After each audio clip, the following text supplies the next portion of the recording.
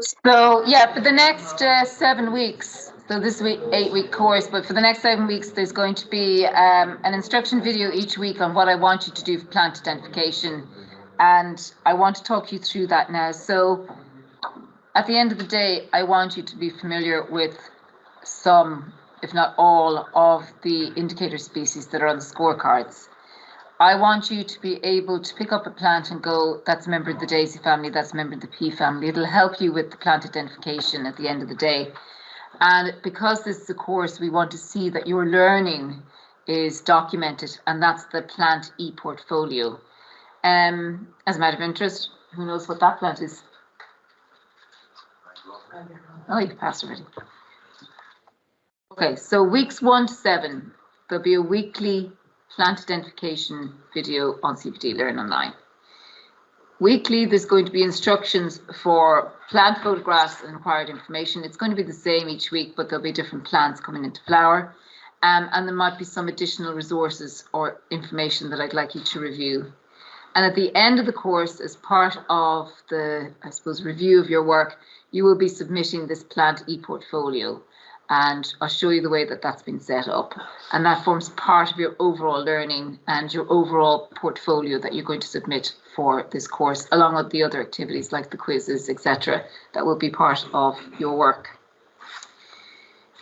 You've probably seen the acres, grassland scoring card, and you might have seen that first bit, which is positive indicators. So those are the plants that we're going to try and see if we can get you to learn features of. So plants are in flower. Some plants aren't in flower. You're going to need to know a plant by its leaves as well as a plant with leaves and flowers.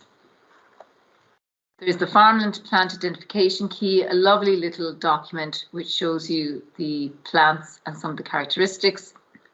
There's terminology in that. There's a reference at the beginning, or a kind of information at the beginning which gives you some terminology, but unless someone shows you, it's hard to pick that up and learn it just from a book. Nicely, what they've done is they've done it by flower colour and leaf shape, and then the kind of structure or shape of the flower. But again, some of you might be familiar with the plants, some of you mightn't be familiar with the plants. It's just a way of helping you identify what you're seeing. And then the information in the plant identification key also focuses on what time of year you would actually see that plant coming into flower. So something like Devil's Spit Scabious won't come into flower till about August, September. So we'll miss the timeline for this, but others will come into play before that. When I sat down to have a look at the acres scoring system, what I've tried to do is divide it out into the main flowering plant families. So you can see there that the Asteraceae, the daisy family, a lot of the key indicators or results indicators are members of that family. Now, it just so happens that they can be a little bit difficult to separate out from each other. So that's one that I'm going to focus on quite a bit over the course. You all know dandelion, don't you? Yeah, dandelion's a member of that. So we're going to use dandelion as an example of that, show you how that plant family looks. Things like the pea family and the rose family, they're also important plant families that are indicators of good quality grassland. Not all plants that are involved or are members of these families are good indicators, but these ones are. So each week we're going to kind of structure it along plant families. You'll find the kind of problematic other indicators that are a mix of different plant families. There's a ragged robin, forget-me-nots, other things that you can take pictures of. So they are the kind of key groups or plants that I'm going to get you to concentrate over the next while. Does everybody have a grassland you can go to nearby? Yeah? Okay, that will be useful if you have something like that you can go and take pictures of. So this is your plant portfolio. So you can customize, the background is blue there at the moment, but you can actually customize it to any color. And I think maybe you can put a picture behind it, etc. But let's take, for example, the carrot family, the Apiaceae. So your portfolio is you're going to each get a link individually for your own plant portfolio. It's going to be organized into those groupings that I just showed you. And what you're going to do is you're going to enter in the information that's under each one of these headings. So one of the things we'd like you to do is put in the family characteristics. So you are going to go through the information I'm putting in the videos or up online, and you're going to go, well, what tells me the carrot family from the daisy family? How would I recognize one from the other? Where you see the 3 dots there, if you click on that in the real life version of this, a little edit button comes up. And when you click on that, you can actually enter in information. And you enter it in and you submit, same as you've been doing for some of the others. That information goes in there. Then what we're going to ask you to do is we're going to ask you to pick a few species from the carrot family. So it could be one of the indicators that are listed out there, or it might not be. It's whatever happens to be close at hand that's a member of the carrot family. You're going to put in the common name and the scientific name. So you're learning a bit of both. And then you're going to go to the books that you've just been given today, and you're going to find that plant and you're going to figure out what are the key things that would help me identify that particular plant species. And you're going to write in a few of those. And then because this is the acres scoring system, you're also going to tell us why this is a valuable indicator species. So you're going to have to look it up. What does that plant tell us? Does it respond to nutrients? Does it not respond to nutrients? There will be clues in the video each week as well for these. And you're going to say, if it isn't an indicator species, why it is an indicator species. So why would dandelion not be an indicator species? Too common. So that's all you need to say. Too common, responds too much to nutrients. Doesn't indicate optimal habitat. So that's what you're going to be doing there. So you can see that this will take a little bit of time each week.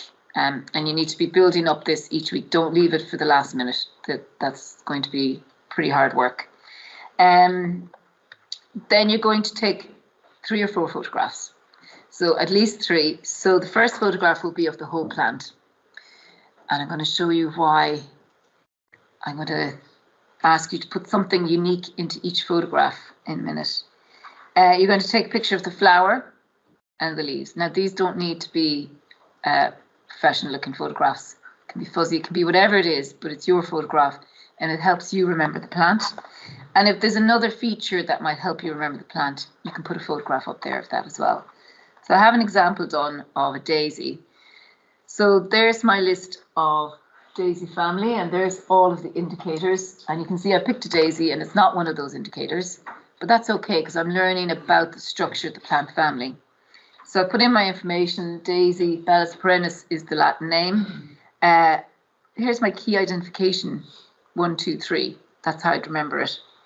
Value as an acre species, it's not, because it's too common and it's not an indicator of optimal management. That's all I want. And if it is an indicator, why?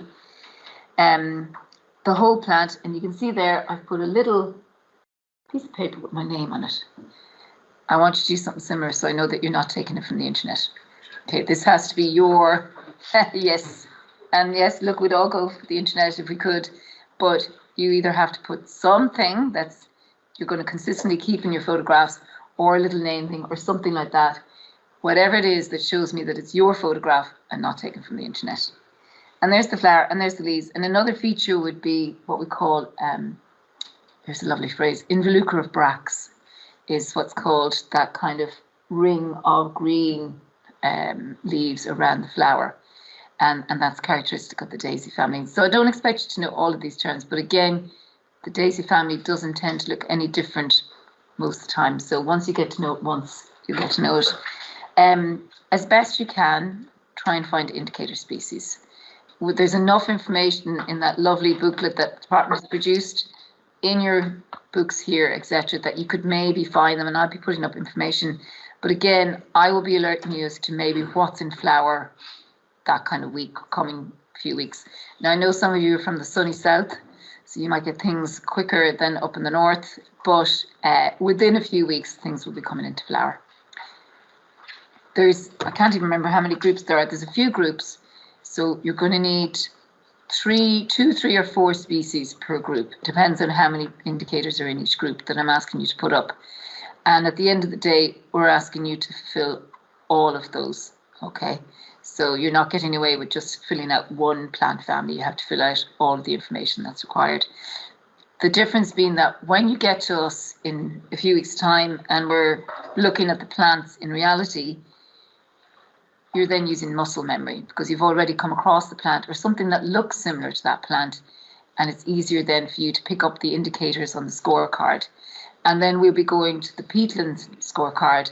Those will be plants that you won't have seen in this exercise, and you'll have to put your memory effort into remembering those.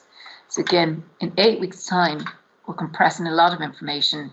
You're going to have to do the hard work of getting out to that grassland that's nearby you, taking photographs. You might take a whole load of photographs in one go and then take your time uploading them. That's fine. Whatever works for you. You're all busy, you've got work as well on the go, but it will be structured in this way, and that's the information we're asking you to put in. So their unique object, take photographs when you see them, and we'll concentrate on those groups. And those are the main indicators that you'll come across within the time frame that are in grasslands. Any questions on that? You can always email me on that and I'll be available. We will have sessions, online sessions, James, we've got to mention that.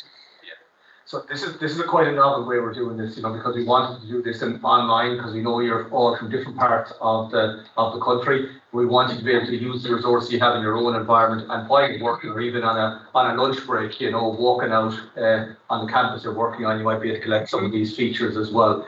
But we couldn't do the full suite of plant indicators in a 2-day field workshop at the end. You just wouldn't walk away from that with being proficient enough in plant identification to going out maybe the following week or the week after and inspecting using these scorecards in the field.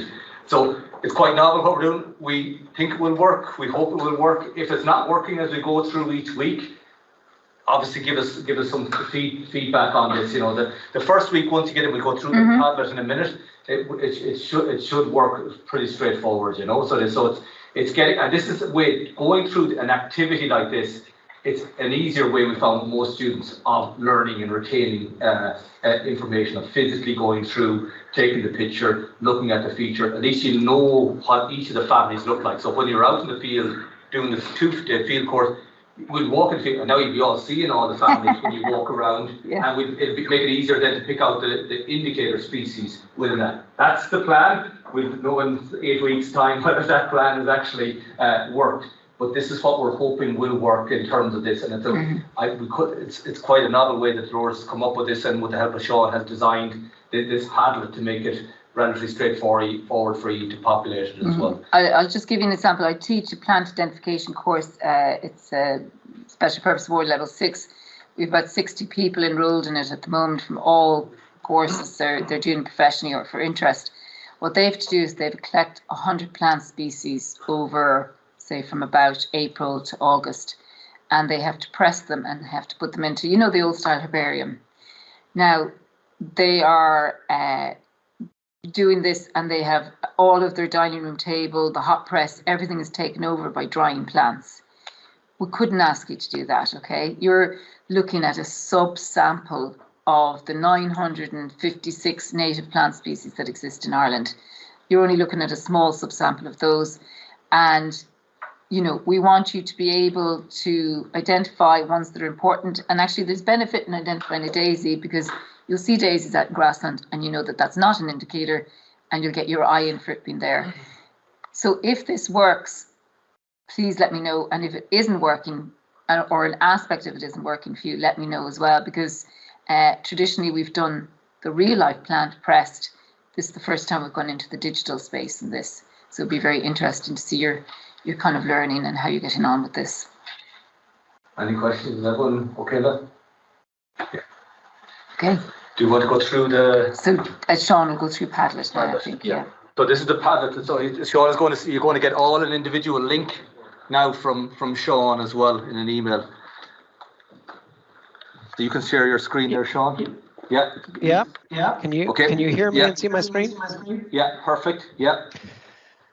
Okay, folks, so once you've registered for the course, I'm going to go through everyone who's registered this evening and tomorrow, and I'm going to email you a link. The link, it'll have your name. This is just plant families, but it'll have your name. It'll be, Alice's plant family ePortfolio. Again, make that link a favorite, and also email it to yourself. I find as a handy thing. I use that for the phone, and I'll explain that in a moment. When you get to the Padlet, you'll see it'll be always made out here, already made out with each of these sort of placeholders here. Okay.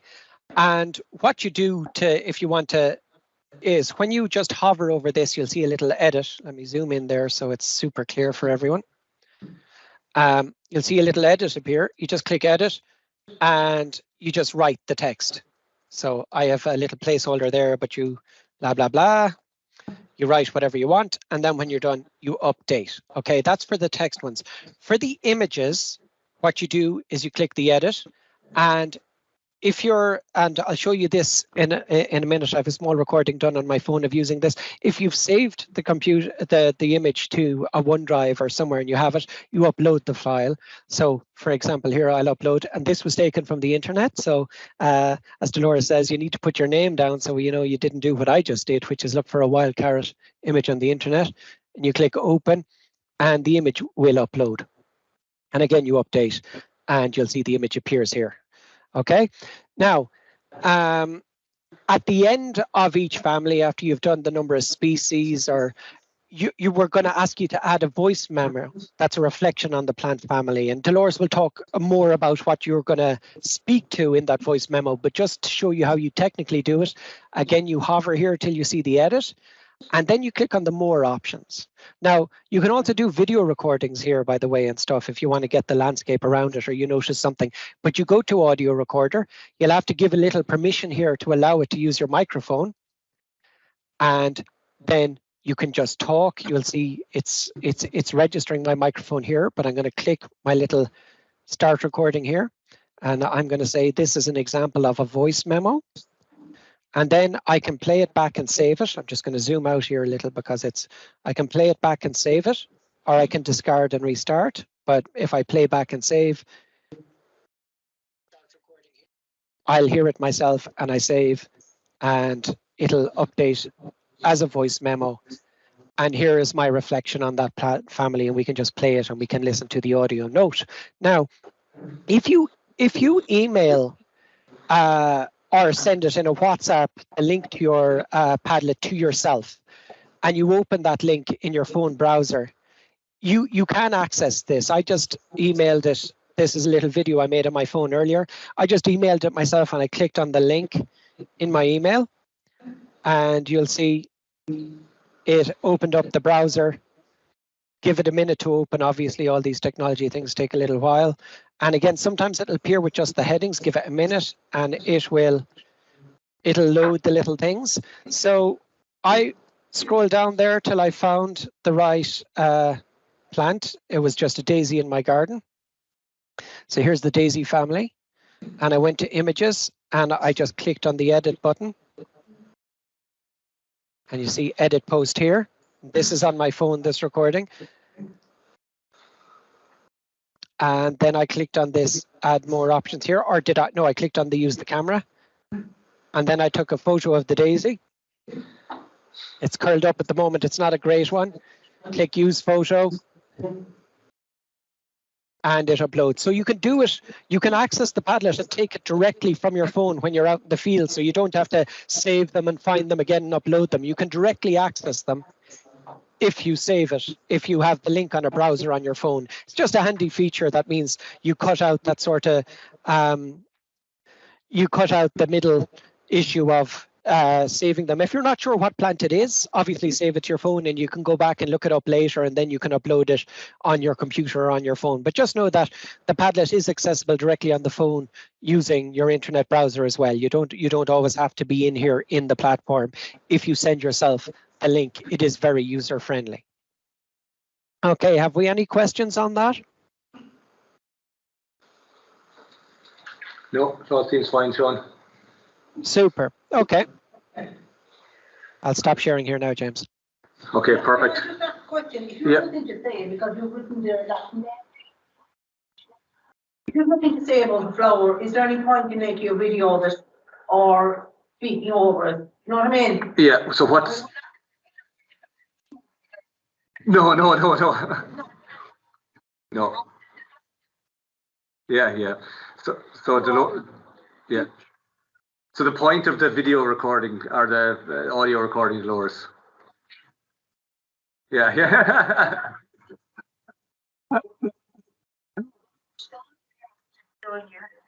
Phoned to the plant. Yeah, okay. So you have two options. You can go out and take pictures, bring them back, put them onto your computer, and then upload it that way, or you can bring your phone to the camera or to the plant and do it that way. Okay. The voice note or the voice recording is at the end of every plant grouping. And what that is it's a way of you just reflecting on what you've learned. So you could say, I found the daisy family really difficult because they all look the same. They've all got yellow flowers. And actually the only one that was really distinctive was dandelion and daisy, and they're not indicators. It's your decision what you want to say. But it's literally... It's on the family. Yeah. What have I learned from looking at members of that plant family? What have I learned? Or what have I not learned? What's difficult about them? What's easy about them? And I'll give you some kind of thoughts as to maybe where you could go with that. But we're not asking you to do major plant videos or anything like that. That was just literally two ways of doing the plant pictures, and the voice note is just your reflection on what you've learned from that. And one thing about this is there's a lot of hidden things going on here. This is about the theories of learning and educational theory in particular. If you have gone through the number of features of the plant and taken an image of it and done the activity, and then you've also thought about what you're going to say about that family, then it triggers a lot of memory, and you will know more about that then. So we're being clever about this here and trying to use multiple different tools to make sure that that plant remains in your mind, or that characteristic, that family remains in your mind. And even if you go through the stage, you'll be dreaming about Daisy and the Daisy family tonight when you go home, because we've mentioned it so much. We want the same thing to happen each week. You've concentrated so much on that family each week. You've taken a photograph of it. You've set your name down beside it. You've looked at the leaf. You've taken 3 images of it. You've said something about it that you've had to think about for a few minutes. Now, it doesn't have to be long. You can say whatever you want about it. It just comes into your mind at the time. But by doing that exercise, it triggers stuff within. And some people learn visually. Some people learn by written. Some people learn in different ways. But these 3 different ways that are incorporated into this Padlet, it should stick in your mind. Now, that's the theory behind these educational things, you know. We'll know when we turn up to you and you rock up in 8 weeks' time whether these different tools have worked as memory techniques for you to do this. And when we're all walking across the fields in Connemara, you'd be very quickly getting to the understanding of, well, I have this family now, and I just have to look at that section of the book. Oh, that's the indicator. Bang, bang. And once you've done that 1 or 2 farms on your inspections, you can leave the book in the car and you're just going along. And if you're on an inspection, you need to, well, I've just taken a few photographs just to double check when I go back to make sure I had the number of indicators right. So you're learning a lot of different skills without it being much effort to you, we hope. You know, I think the big effort on this, first of all, would be this first week, just getting to know the technology, getting logged in. And we hope a lot of you will have done this before you walk away this afternoon when you leave after lunch, you know.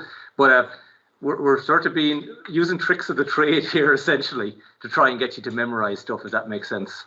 So we hope at the end of this that we're not getting you to answer the superfluous. Like, we don't want the situation that you found this video memo completely useless at the end. If you did, we could take it out in the next course, or yeah.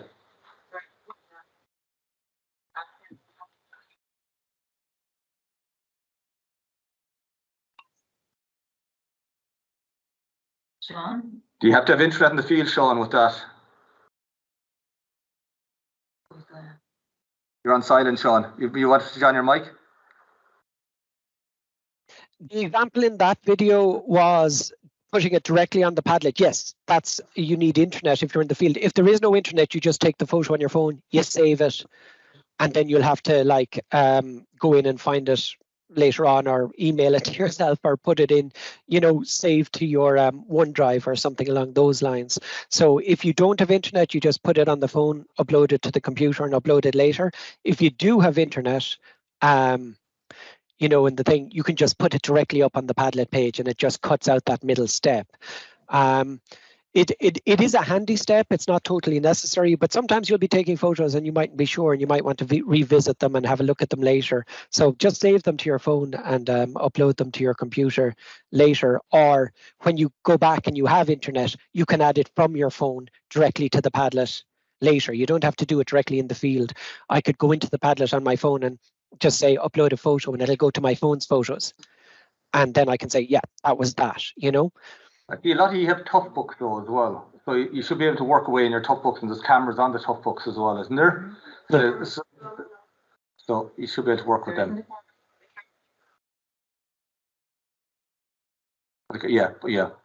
Yeah, so the camera isn't great, but even if the quality isn't great, it still will work. It's not about the quality of the images or the quality of the photographs you're being assessed on here. It's a process of going through the activity that triggers the memory. So we're not going to be assessing you how great your photography is or but it's the process of going through taking that picture that triggers the memory of understanding the features of the plant. Yeah. And also, just a few tricks.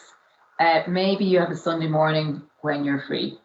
And you might go, right, today's the day, I'm going to go out and I'm going to get 10 of those indicators or 10 plants and go take the pictures on your laptops or wherever. Set up a folder that's specifically for the plants and put the plant families list in as separate folders and start uploading pictures to there, okay? Just so that you are, it's kind of like file hygiene, basically. You're just keeping yourself on track. And it's not all a big jumble at the end. Each week, add 1 or 2 plant species. Really, actually, you'll have to add more, maybe 3. And some weeks you might add more than that. But you will have to front load it as quickly as you can, because we only have 7 weeks to do this. So if you leave it till week 7, you might find that you've missed some plants, or that you're finding you're spending an awful lot of time trying to do this. So as best you can, space out the work. So you record a video for this week. Yeah. That would be uploaded on course week 1 when you pick that time, when that's uploaded. Sean is going to send you all a link to your own personal Padlet, so you'll all have your own professional personal Padlet. Tomorrow, Sean will probably get on to doing that. Is the plan. They'll get their email tomorrow. Well, I get some done this afternoon, but just in case some people are having issues, everyone mightn't have it this evening, Yeah, okay, perfect. So you'll have that, and you'll be going through that then. So just want to make sure that everyone knows what they're going to be doing now each week. So you go home, you click on the CPD Learn Online, you log in. You'll see the page for the course on your dashboard. You click on the page for your course. Then for this week, you click to week 1 and you'll see the material you covered. You'll see the introductory talk that we done at the start. You'll see the background education. So that's just a couple of things of what was your primary degree. That's all anonymous. And we have a question there about your proficiency, your self-assessment of how good you are at Plant ID at the moment. You click on that, fill that out. Then you will have the reading material. You read the material over the next week or week and a half when you have time on the ecological principles and concepts, and you do the quiz. Now the questions are very straightforward. You'll probably get 90% straight away when you click on them. They're very, very straightforward. We would just there to check that the reading material has gone through so that we know everyone's on track as we go through. And then essentially we have the plant activity each week as well, which will be a recorded video from Dolores that you click on, and you fill out that section of your Padlet as you're going along on a week-by-week basis.